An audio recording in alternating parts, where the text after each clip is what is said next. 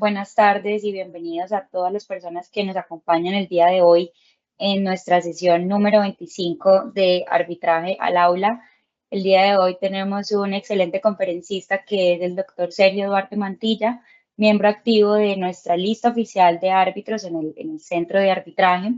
El día de hoy tenemos un tema muy interesante preparado para todos aquellos que le apuestan al arbitraje como método de resolución de conflictos y es hablar un poco de la cláusula compromisoria, que revisemos unos buenos tips para hacer una redacción de buenas cláusulas compromisorias y bueno, más información adicional que nos trae el doctor Sergio, a quien le vamos a dar la palabra el día de hoy y todo el auditorio es tuyo, Doc. Bienvenido nuevamente. Muy buenas tardes para todos. Muchas gracias por permitirme participar en esta sesión académica.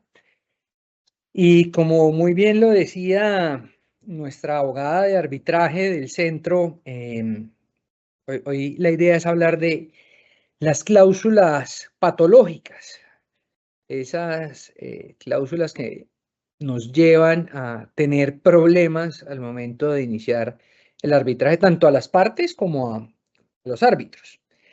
Y pues yo quería iniciar, digamos, como con los objetivos de la charla.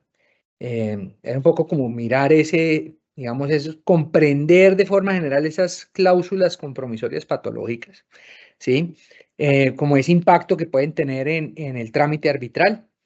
Mirar de pronto algunos criterios que se pueden dar bajo la ley actual, y cómo, digamos, interpretar eso, teniendo en cuenta que tenemos diferentes tipos de arbitraje.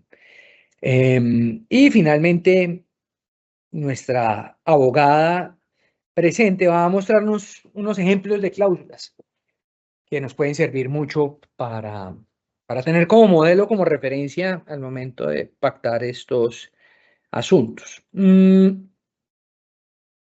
Y quiero empezar por ahí. Yo creo que en el tema de cláusulas arbitrales, menos es más. Eso ya está inventado. La ley prevé cómo deberían proceder los árbitros en el caso de que las partes pues no lo establezcan.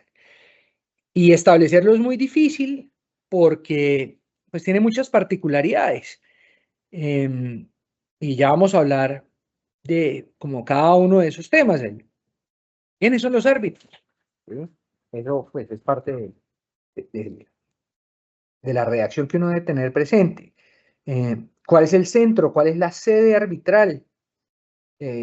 ¿Cómo se designan los árbitros? El tipo de laudo, la clase de arbitraje, reglas de procedimiento, término del proceso, los honorarios incluso se pueden pactar, porque recordemos que al ser una cláusula yo puedo regularla de la manera como yo desee. Entonces, yo creo que podemos empezar por ahí, de alguna manera, abordando como esos aspectos generales, eh, donde yo me llevo esa máxima. Yo creo que la sesión de hoy va a girar en torno y siempre va a volver a menos es más. La ley nos establece, todo el estatuto arbitral nos establece, incluso para arbitraje internacional, también tiene sus reglas, es decir, esto nos abarca cualquier tema por default. Y pues obviamente uno ve esas complejidades digamos, en el curso de los arbitrajes, donde a veces las cláusulas terminan siendo muy estructuradas, y eventualmente hay un cambio regulatorio y pues las cláusulas tienen se crea una patología sobreviniente. Yo creo que eso es parte de los temas que vamos a conversar hoy. Y entonces uno puede empezar a hablar como del concepto, ¿no es cierto?, de la cláusula patológica. Y uno pudiera decir que como concepto, pues son esas cláusulas que por su forma de redacción impiden comprender con claridad la intención de las partes sobre el arbitraje a su alcance. Eso yo creo que es lo más relevante, ¿sí? Porque tenemos, digamos, los involucrados en el arbitraje. Fíjense que esto puede ser dos o más partes, ¿no es cierto?, para prevenir la resolución de un conflicto. Y usualmente uno se las encuentra en un contrato. Es muy extraño hoy en día encontrar esos pactos arbitrales, digamos, a los que no se llegaron inicialmente las partes y después dicen, no, ¿saben qué? ¿Por qué no negociamos que esto lo resuelva un panel arbitral? Eso yo creo que en la práctica termina siendo muy complicado por una razón sencilla, y es que las partes ya están en conflicto. Entonces, entrar a negociar en el conflicto esa situación es muy compleja.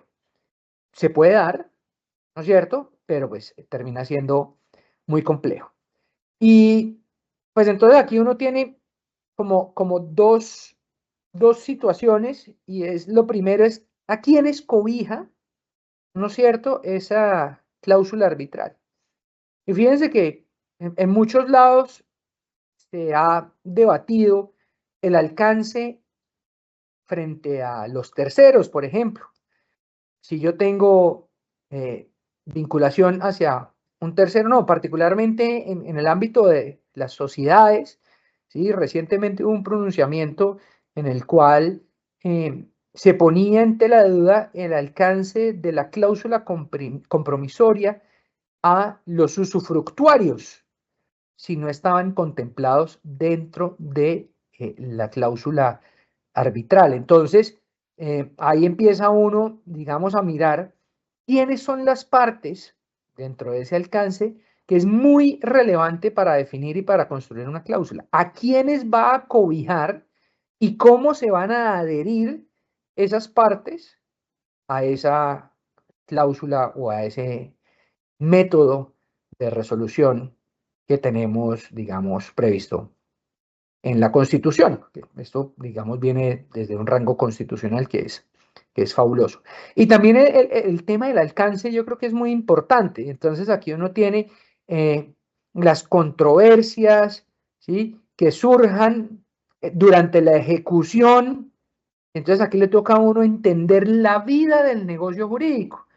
Entonces, durante el nacimiento, ejecución, terminación, disolución, liquidación, es decir, le toca a uno entender al momento de establecer esa cláusula qué es lo que uno quiere cobijar, porque incluso uno debe tener en cuenta que acá puede haber alguna responsabilidad precontractual eventualmente.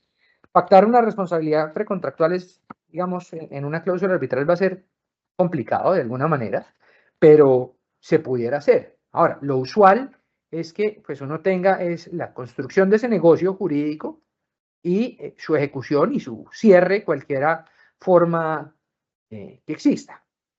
Muy bien. Y entonces, una cláusula arbitral tiene básicamente 4 funciones esenciales que yo diría para que sea sana. La primera es hacer el test de obligatoriedad entre las partes. Es decir, cómo se están obligando las partes frente a esa cláusula. Yo creo que eso es supremamente importante, y al momento de incluir una cláusula, que además uno puede utilizar cláusulas tipo dependiendo del tipo de negocio. Es decir, de un negocio a otro creo que uno termina casi que haciendo unos ajustes menores, ¿sí? Pero uno puede tener unas cláusulas tipo de las cuales pudiera partir, y es lo recomendable.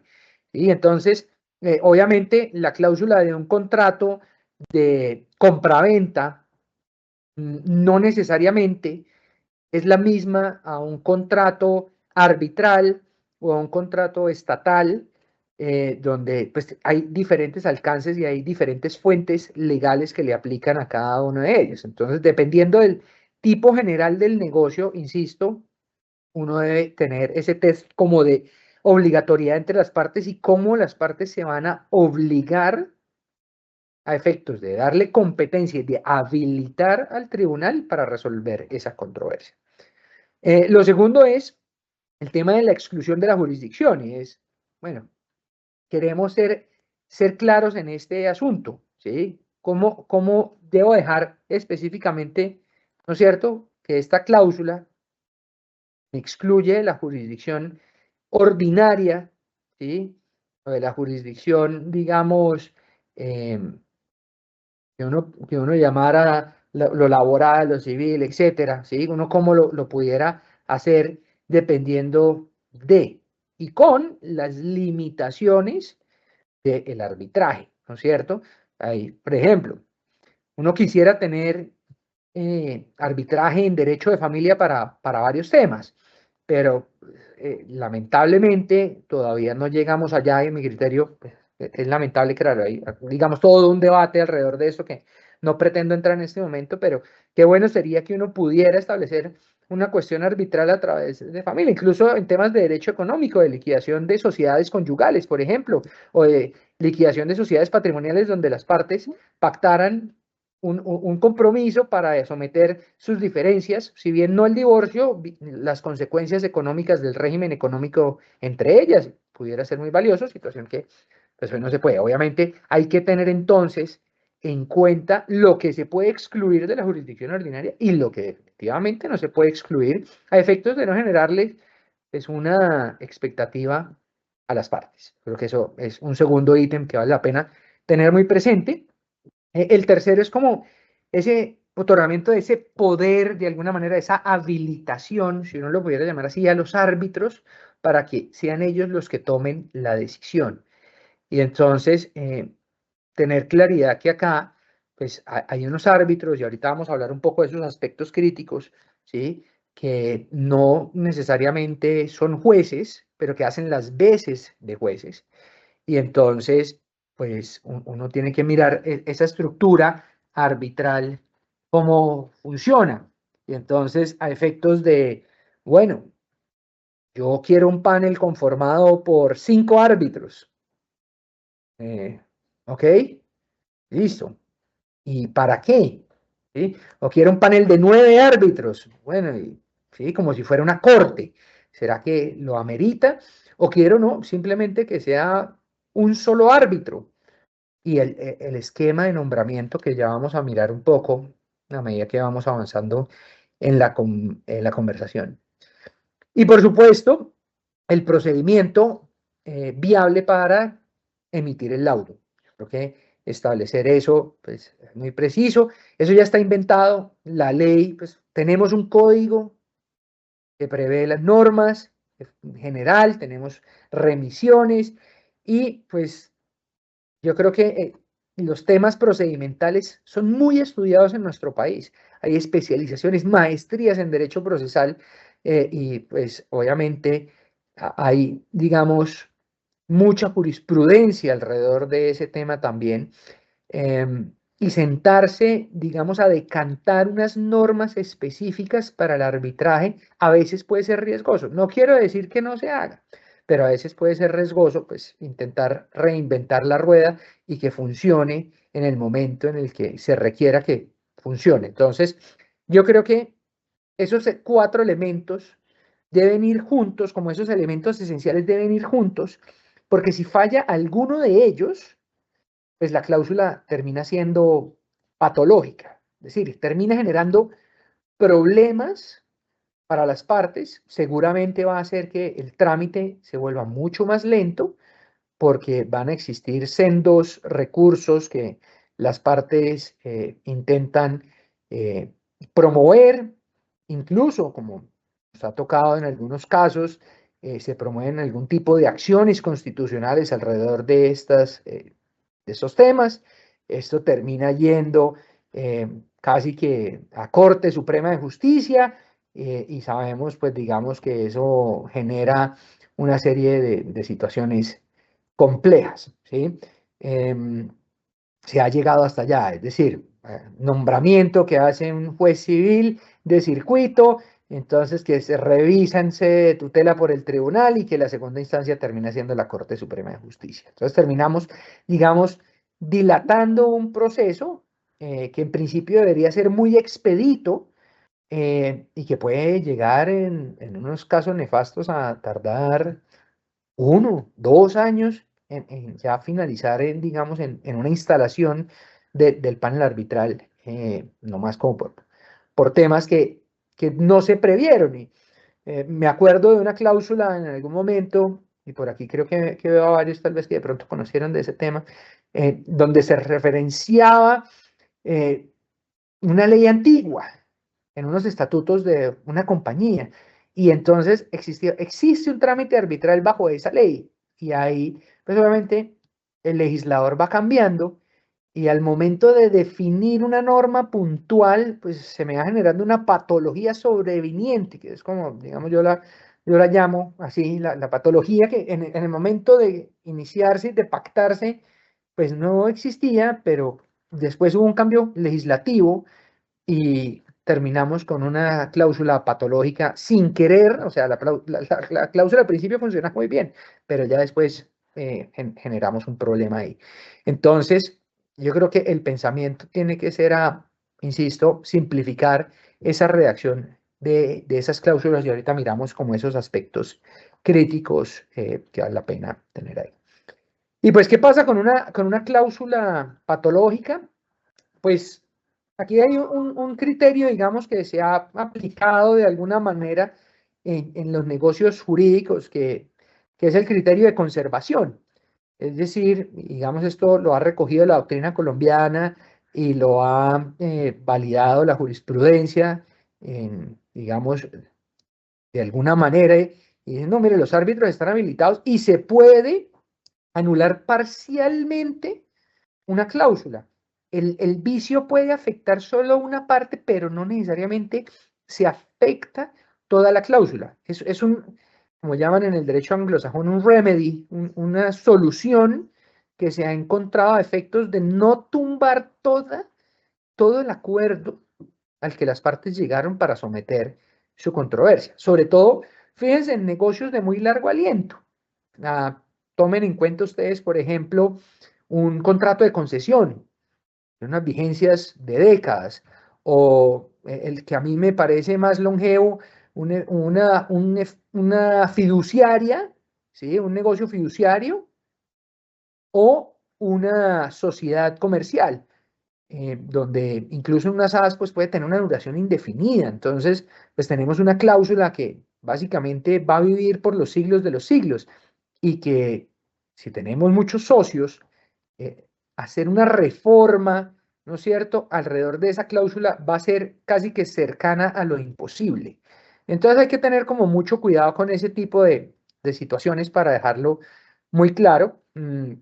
Aquí pues el doctor Inestrosa hablaba de esto, Martínez Neira también habló de esos temas y se quiere profundizar, digamos, en la lectura alrededor de acoger la nulidad parcial de ese pedazo de esa cláusula a efectos de la habilitación de las partes. Incluso se hablaba del 902 del Código de Comercio, donde pues, se depura de alguna manera pues estas. Muy bien, ¿cómo vamos hasta aquí, doctora Laura?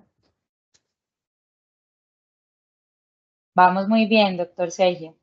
¿Será que habrá Supremamente alguna conectados pregunta o con el las tema. preguntas al final? Yo tengo visión, hasta ahora no tenemos pregunta, Genial. pero entonces tú me dices si las dejamos para el final. Si Sí, o la eventualmente podemos recibimos ir, alguna. vamos haciendo una pausa de pronto y ahí vamos para dinamizar el tema. Muy bien, maravilloso. Listo. Doctor Sergio, una Sí, consulta. Bueno, al respecto yo sí tengo una duda, porque bueno, tú hablabas de el principio de conservación y pues he visto que en arbitraje es como muy común que se den las cláusulas escalonadas en las que primero se dice que se va a pactar conciliación y que después sí se va a acceder al arbitraje. O, por ejemplo, que se va a someter primero el trámite a una amigable composición, que no veo cómo, si el amigable componedor va a emitir una decisión, y luego sí se someterá a arbitraje. Entonces, ¿cómo se conservaría en esos casos? O sea, ¿es posible de pronto pactar conciliación y después arbitraje? Pues consideraría que no hay ningún inconveniente al respecto, pero en los trámites en los que se pacta de pronto amigable composición, y se dice que después sí se accedería al arbitraje, ¿cómo se aplicaría el principio de conservación? bueno, entonces, pues obviamente la Corte Constitucional ha abordado este tema, ¿sí? y ha dicho, bueno, miren, hay que entender, ¿no es cierto? Si uno se va al artículo 13 del Código General del Proceso, como para entender ese tema de la observancia de las normas, y entonces la Corte dice, mire, las cláusulas escalonadas tienen sus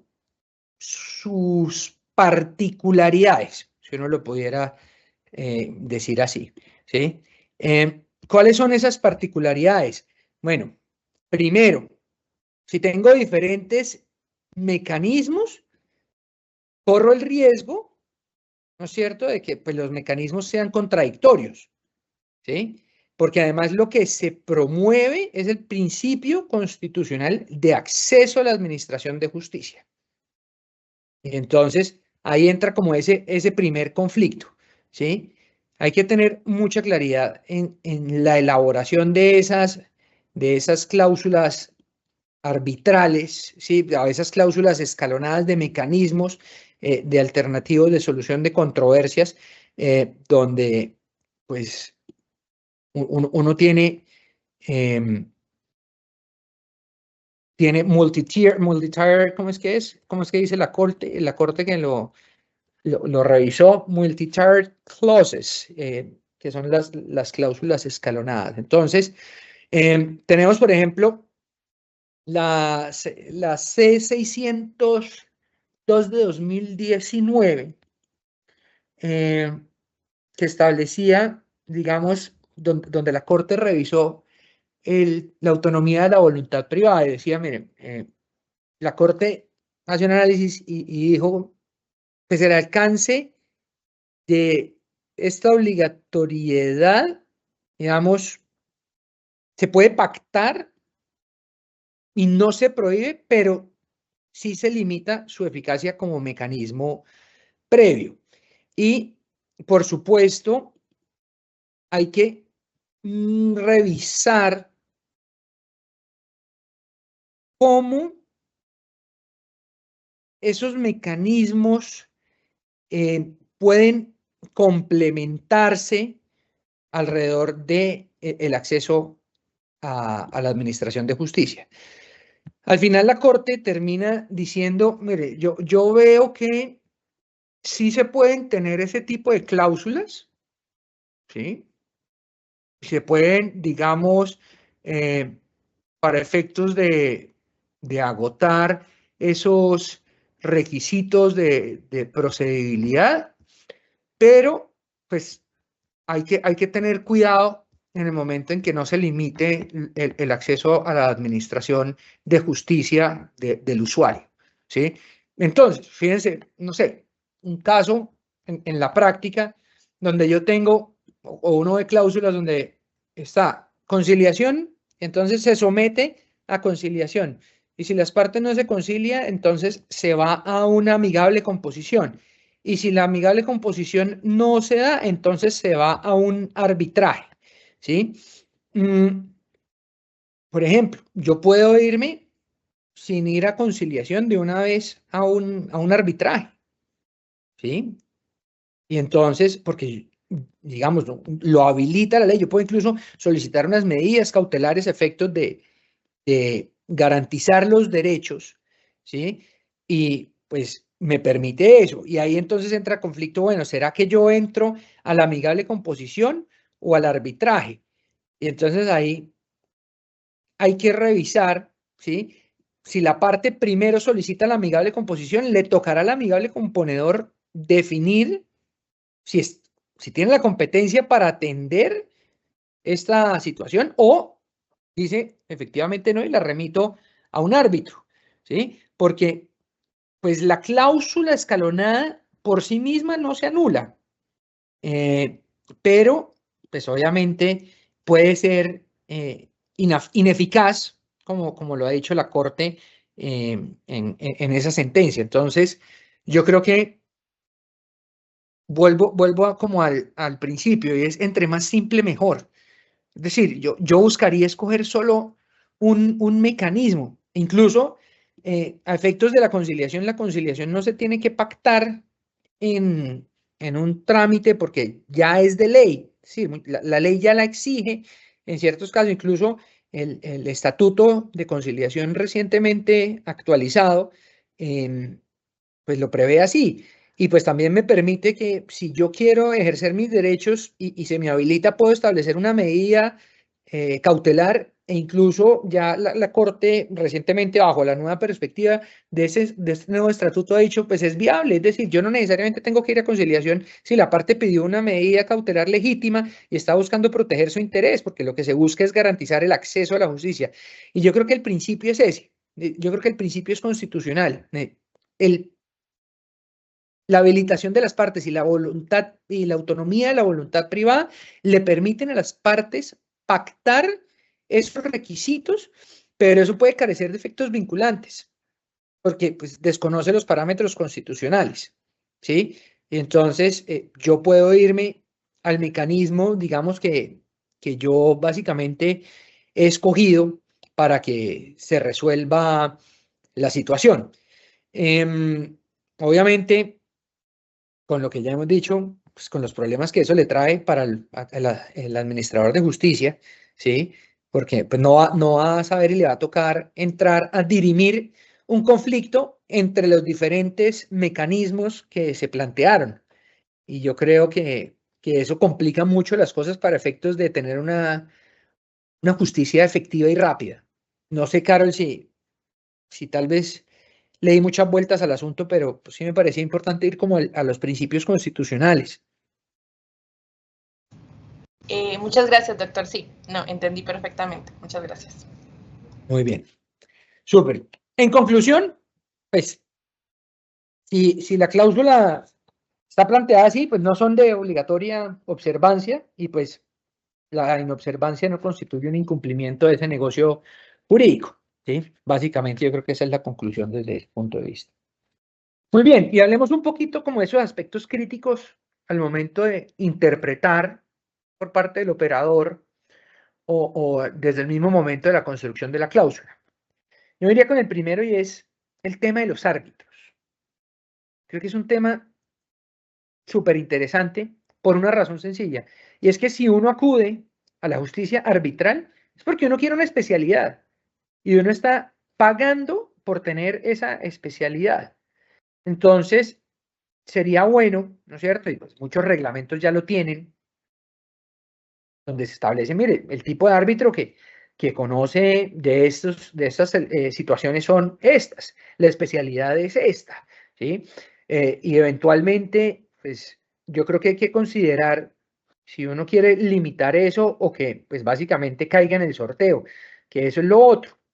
Pues hay que mirar si uno quiere que le sorteen o realmente uno escoge los árbitros en algún momento unas especialidades que se podrían dejar plenamente pactadas, ¿no es cierto?, en esa cláusula arbitral o en ese pacto compromisorio.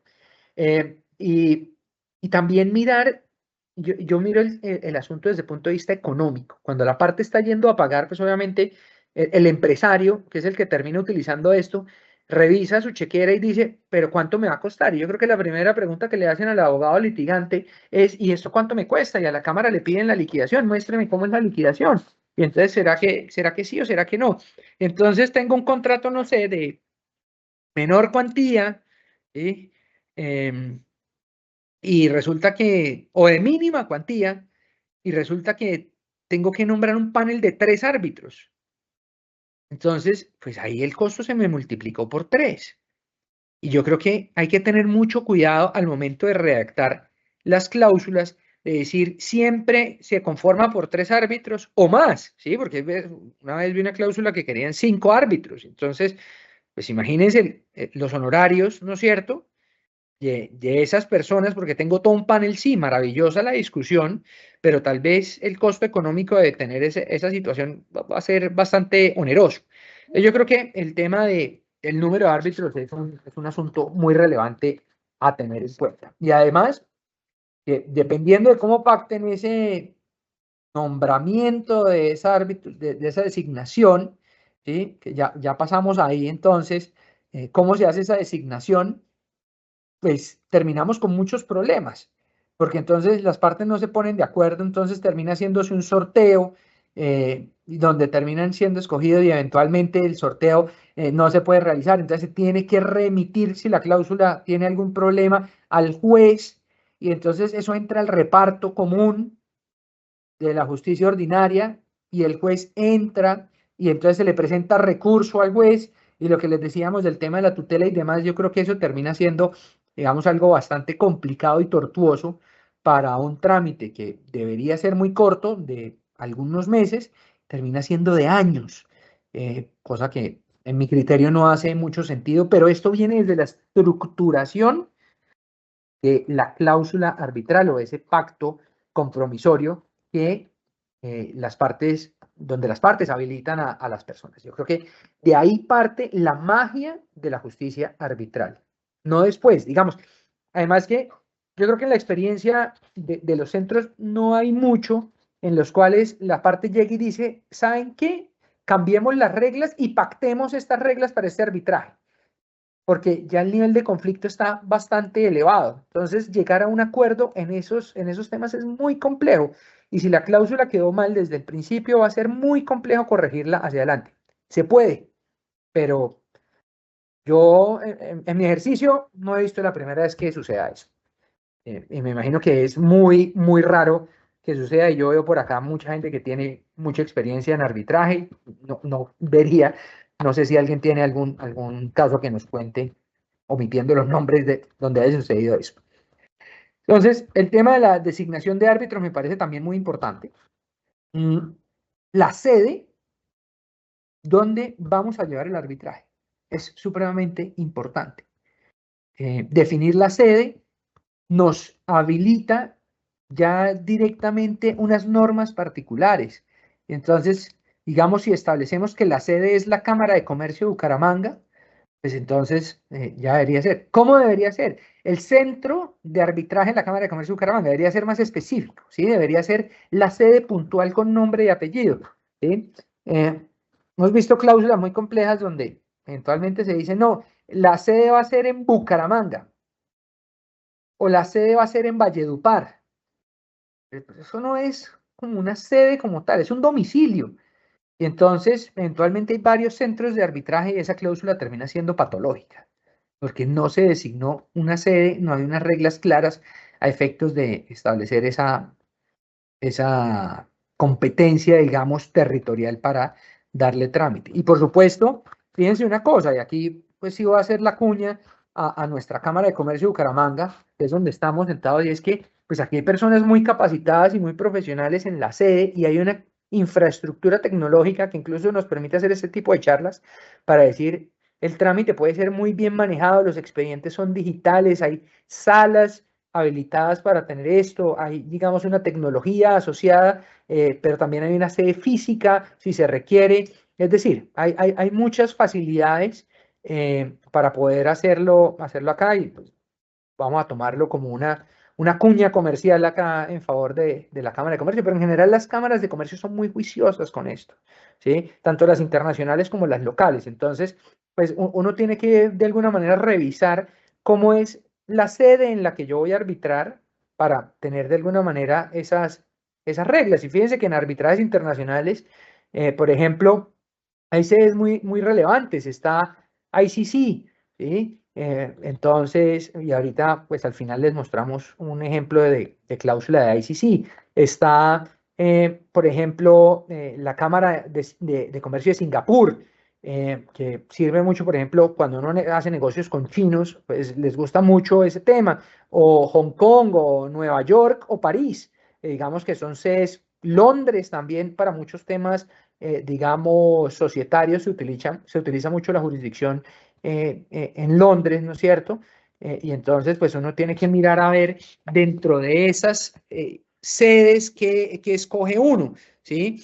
Entonces, las cámaras de comercio, dependiendo del lugar, bueno, en fin, hay diferentes opciones que uno, pues, dependiendo del negocio jurídico que uno está estructurando, tiene una cláusula que puede servir para ese tipo de negocios jurídicos. Muy bien. El otro tema es el tipo de laudo, y esto es súper interesante. Ahí uno puede quedarse callado, ¿sí? porque entonces uno tiene básicamente el arbitraje en derecho, el arbitraje en equidad o el arbitraje técnico. ¿Sí?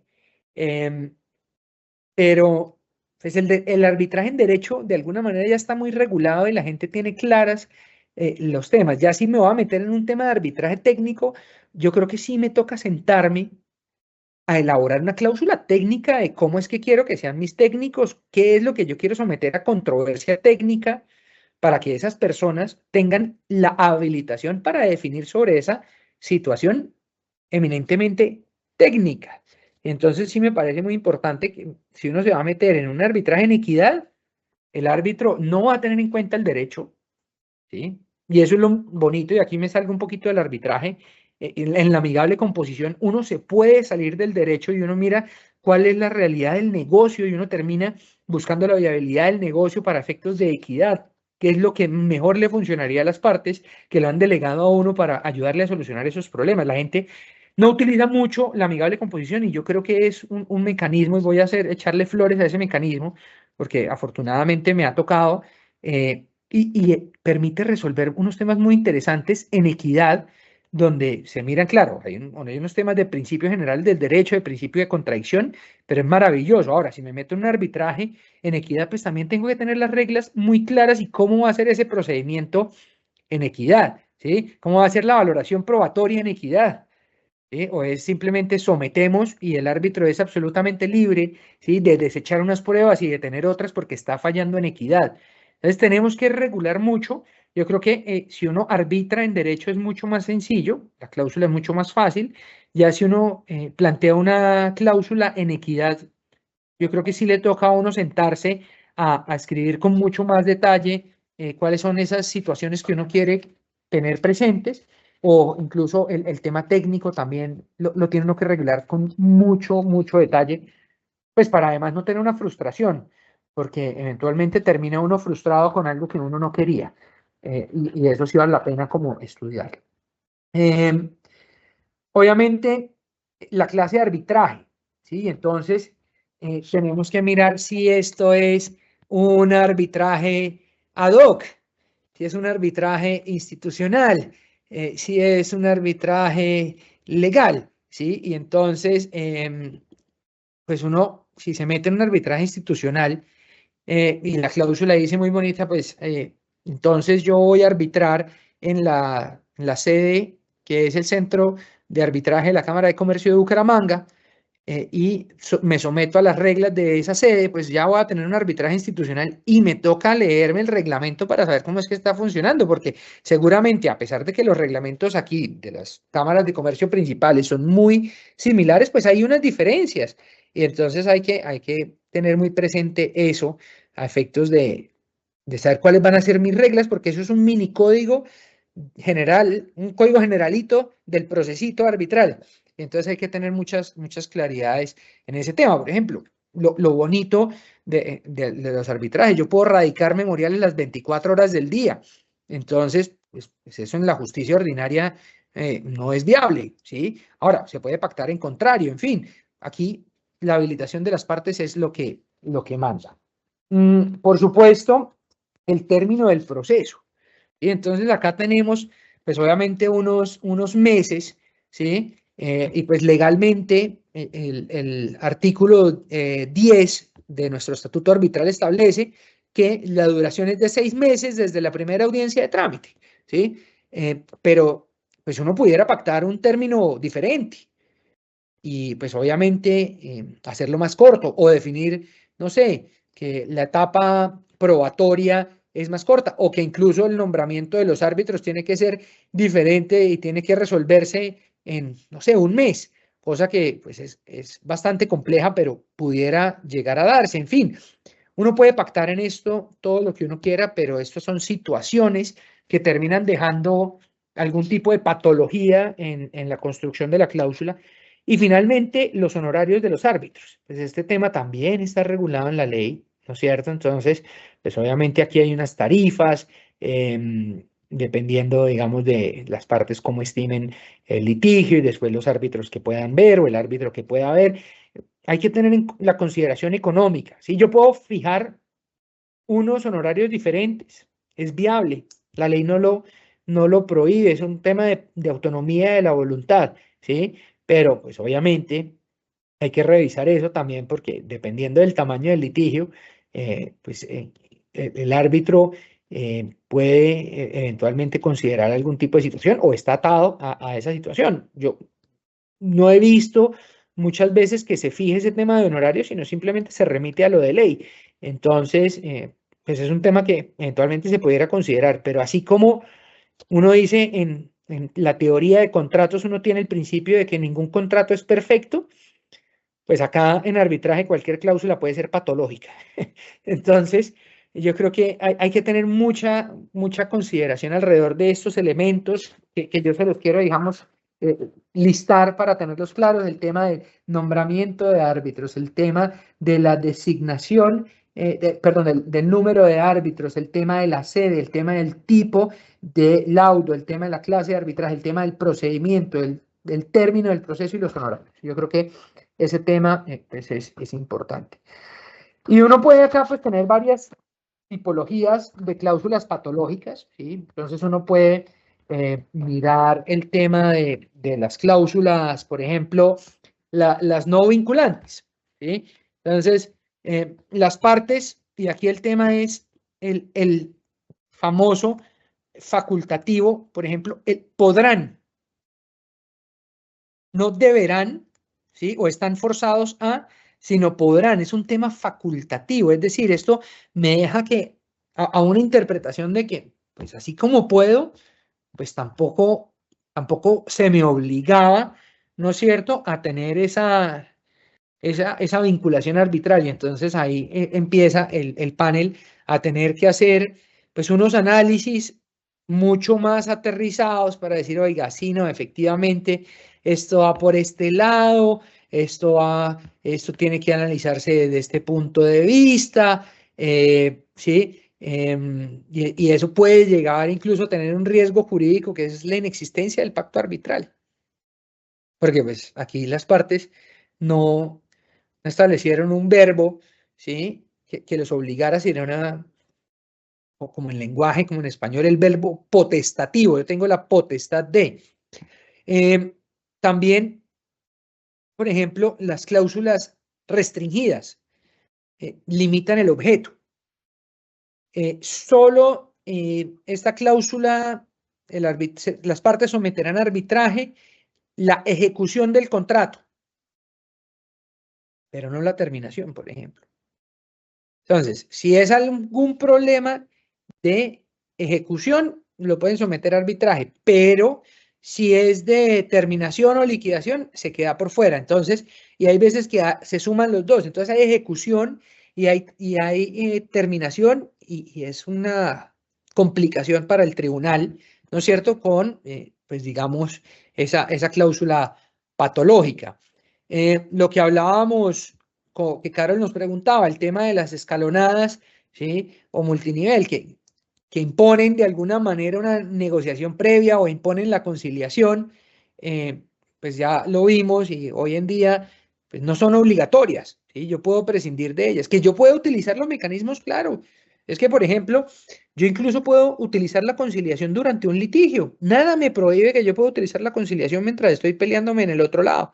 Y incluso es muy bueno, porque uno muchas veces logra solucionar algo en conciliación mientras está en el otro lado, litigando con el juez y el juez está determinando ciertas barreras para equilibrar el juego.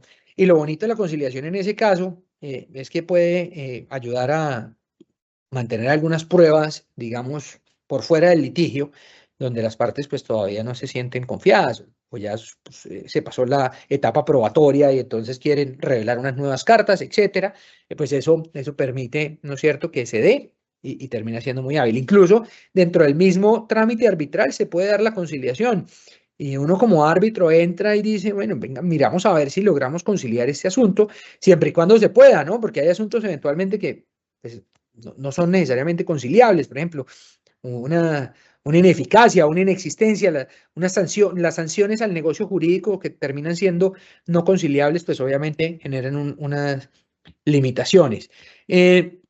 Las cláusulas de opción, que es lo que uno dijera, bueno, yo puedo acudir o al juez o a la justicia ordinaria. Tremenda patología, difícil. El tribunal va a terminar en ese caso diciendo yo no tengo competencia, porque aquí las partes no fueron expresas en decir esto, que acudían al tribunal arbitral era una opción, y entonces hay una preferencia en la jurisdicción ordinaria a efectos de que al tribunal no le declaren una nulidad posterior por haber revisado ese trámite cuando había una opción también por parte del juez. El árbitro parte, por ejemplo, es un tema bien complicado, ¿sí? Y eso, pues digamos, en algunas cláusulas, sobre todo en las antiguas, hoy en día ya sabemos que eso pues tiene sus complicaciones, ¿sí? Pero en las cláusulas antiguas entonces se decían, hay una parte que nombra un árbitro y los socios en conflicto nombran al otro. Por ejemplo, esa cláusula me fascina porque ¿cuáles son los socios en conflicto? ¿Serán todos? ¿Cuál es alguno? Entonces, ¿cuántos árbitros van a nombrar? Todos se tienen que poner de acuerdo para nombrar un árbitro.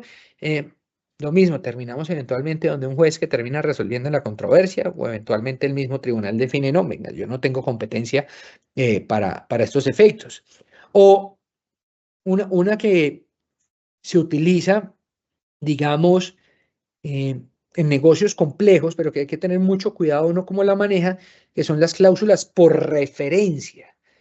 Entonces, yo tengo varios negocios jurídicos, tengo un contrato matriz, por ejemplo, y donde varias órdenes de compra se me van a ese contrato matriz, ¿sí? Y entonces resulta que, por ejemplo, el contrato matriz se había terminado y se siguieron emitiendo órdenes de compra, que sucede a veces, y entonces pues las órdenes de compra generan un contrato, ¿sí? Porque hay una oferta y hay una aceptación en el tráfico jurídico, y entonces pues ahí tenemos esta situación que se nos genera y que pues hay que tener cuidado de estar revisando si efectivamente la cláusula principal a la que hago referencia funciona de una manera adecuada, ¿sí? Yo creo que vamos cerrando esta charla o este monólogo, tal vez no es tan charlado, es más un monólogo de no toda patología implica nulidad, pero también no toda patología es subsanable. Entonces, la patología puede derivar en que los árbitros digan, sí, efectivamente aquí hay una nulidad parcial, pero la intención de las partes era avanzar con el trámite arbitral, o definitivamente la cláusula es inexistente. Y entonces, pues hay que tener mucho cuidado porque dejamos a consideración de los árbitros estas situaciones donde queremos solucionar un conflicto. Después de 4 o 5 meses, eventualmente no tenemos una respuesta positiva y perdimos tiempo valioso. Y particularmente en comercial, esto es muy gravoso porque el tiempo es dinero. Lo segundo es, miren, la ley suple la mayoría de vacíos. La ley casi que cubre todo. Y ahorita miramos un ejemplo que la doctora Laura nos va a mostrar, y es, digamos, la ley no suple el nombramiento, suple si el arbitraje es en derecho, nos suple las reglas, el trámite de procedimiento, nos suple el término, nos suple muchísimas situaciones, ¿no es cierto? Que pues obviamente hay que tener que considerar. Y por último, yo creo que cerrar con mi mensaje principal hoy es que en temas de construcción de cláusulas siempre es menos, mucho mejor que más. Y prevenir siempre va a ser mucho más eficiente que delegarle a alguien para que interprete. Ese tercero puede llegar con una interpretación que es diferente a la mía y a la cual pues yo termino siendo sometido en ese trámite. Pues bueno, yo creo que, doctora Laura, nos queda el espacio para mostrarle a nuestro público un par de cláusulas, ¿sí? Modelo ICC y modelo Cámara de Comercio de Bucaramanga, Centro de Arbitraje. Si quieres, todo el auditorio es tuyo. Doctor, aprovechando que la doctora Laura va a presentar las cláusulas, pues quería ir leyendo las preguntas que se han dado durante la charla. Y pues la doctora Juliana nos preguntaba, ya que tú nos hablabas de la posibilidad de plantear honorarios y gastos en la cláusula compromisoria, ella precisamente nos preguntaba si es viable pactar en la cláusula compromisoria un tope máximo para los honorarios y gastos del arbitraje. Claro, es muy viable establecer eso, ¿sí? Dependiendo del tipo de negocio va a ser muy útil. Entonces uno puede pactar, ¿sí? Que pues obviamente haya una remuneración diferente, ¿sí? Mediante el cual las partes se ponen de acuerdo, ¿no es cierto?, en su cláusula arbitral y dice, sí, yo quiero establecer los honorarios a efectos de que se establezca diferente. Incluso, si uno mira el artículo 25 del Estatuto Arbitral, en su segundo inciso dice, lo anterior sin perjuicio de que las partes antes del nombramiento de los árbitros acuerden los honorarios y así se lo comuniquen junto con su designación. ¿Sí? Incluso la misma ley nos habilita a ese tema. Entonces yo creo que la respuesta a esa pregunta es un claro sí. No sé si de pronto ustedes quieren complementar con algo más. No, pues también consideramos que sí. Al respecto, pues el decreto 1885 del 2021 es el que establece como las tarifas que el árbitro puede cobrar, que el secretario puede cobrar y también que el centro va a recibir por concepto de gastos. Pero pues al respecto también consideramos que se puede pactar sin ningún inconveniente. Perfecto. Y ya también tú nos hablabas precisamente como del árbitro parte y a propósito de eso, el doctor no nos deja su nombre, pero nos indica que tiene una pregunta respecto de la intervención del centro de arbitraje frente a la lectura de una cláusula compromisoria patológica, es decir, interpretar o estudiar la cláusula compromisoria. Menciono el tema del árbitro parte porque hay casos en los que el centro pues procede con llamar de mutuo acuerdo la designación o en su defecto la designación de un tercero. En esos casos en los que en esos casos en los que de pronto la cláusula compromisoria establece la posibilidad de un árbitro parte o que existe una cláusula compromisoria patológica de cualquier otro tipo, ¿cuál sería la función del centro de arbitraje al respecto? Sí, mire, el centro como tal, pues, asume una función administrativa, ¿sí? Y obviamente dentro de su función administrativa, pues está remitirle a los árbitros que las partes hayan designado el expediente para que ellas definan su competencia en un momento posterior, ¿no es cierto? Si se evidencia, por ejemplo, dentro de su función administrativa, que sucede este tema de los árbitros parte, el centro puede invitar a las partes para que digan, miren, subsanen esta situación a efectos de que haya un nombramiento adecuado, ¿no es cierto?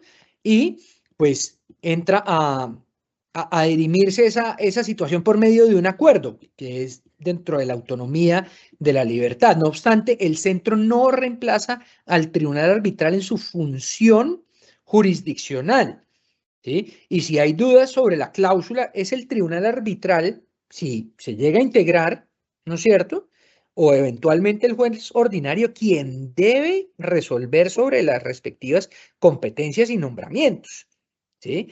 Pero, digamos, si el centro no hace control como tal de legalidad, sino hace una función administrativa previa a efectos de avanzar con el trámite arbitral para que el panel pueda ya nombrarse en debida forma y pues que éste defina si asume competencia o no. Incluso si ustedes miran dentro de las competencias del mismo tribunal, uno de los árbitros, cuando por ejemplo son paneles, puede decir, no, venga, no tengo competencia y ese árbitro sale de su función arbitral y se nombra un nuevo árbitro, ¿no es cierto?, a efectos de avanzar con el trámite. Entonces, pues ahí se subsana esa situación de la competencia como tal, para definir cómo función administrativa y logística de alguna manera, y organizativa, de archivo, de notificaciones, de planteamiento de audiencias, frente a la jurisdicción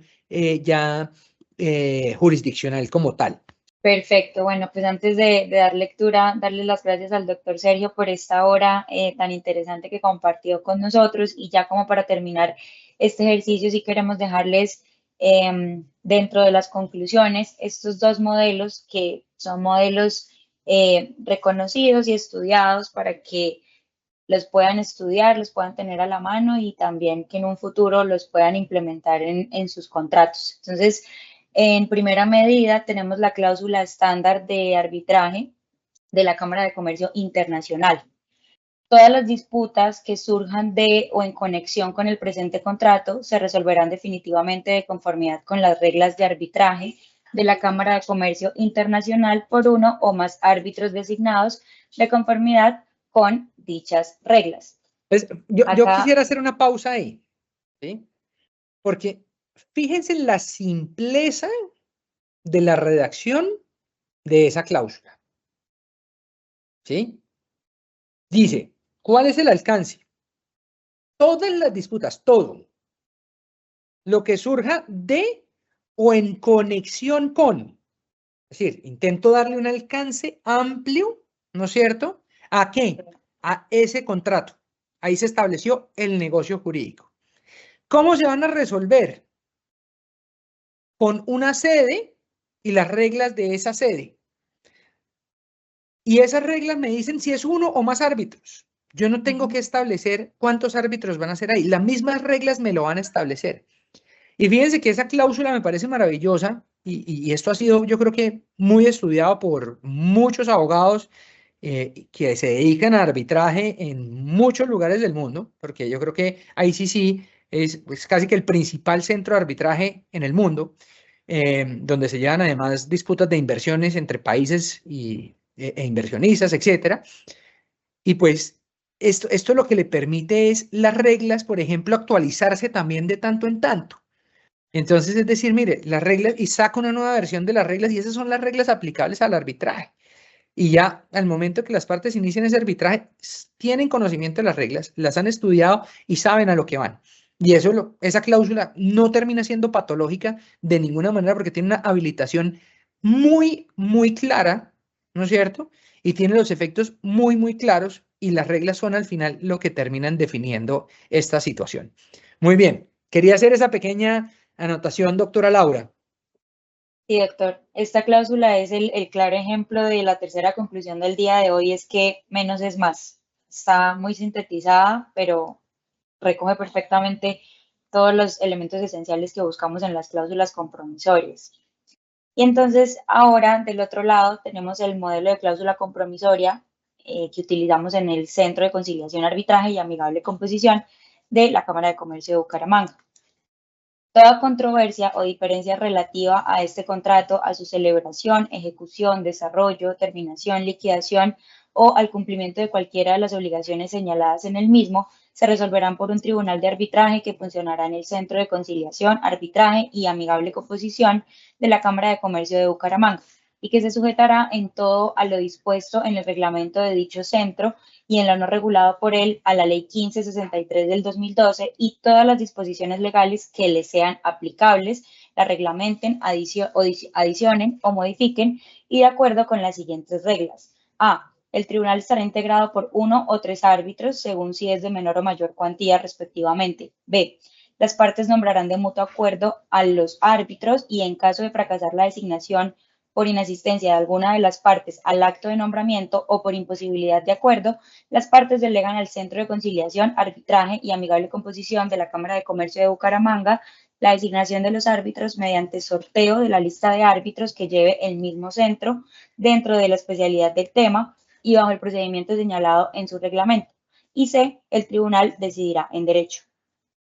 Fíjense que es una cláusula muy completa, ¿cierto? Habla de toda la vida del negocio, y fíjense que ambas cláusulas empiezan por todo, por un absoluto.